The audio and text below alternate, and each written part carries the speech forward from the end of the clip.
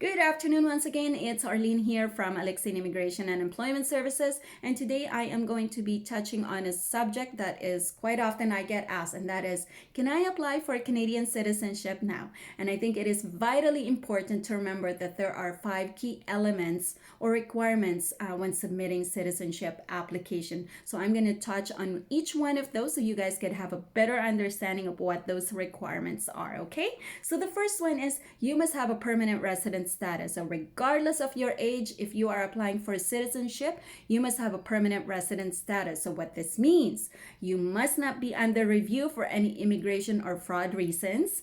There must not be any removal order against you. And there must not have been any unfulfilled conditions surrounding your PR status. An example of that is medical screening. Okay, so that's one of the key elements. The second key element is you must have been physically present in Canada for 3 years out of the last 5 years before the date you sign your application. And one thing to remember when you're doing your calculation is some of the time spent in Canada as a temporary resident or protected person may be counted towards the residency requirement. Okay?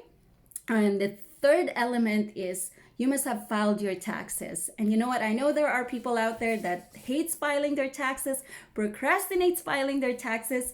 Guess what? If you don't do your taxes or if you don't file your taxes, it's going to impede your ability to apply for Canadian citizenship. So get those taxes filed. The fourth one is you must pass a citizenship test. So applicants between the age of 18 to 54 need to write a citizenship test. It's comprised of about 30 questions. They would ask you, about the history of Canada. Some of the questions may be about symbols, geography, economy, and the passing score for this is 15 points. Okay, so and quite often, from what I heard and from what I remember, the questions are multiple choice or true or false questions. So you will be given ample of time to prepare for the exam before your scheduled citizenship test.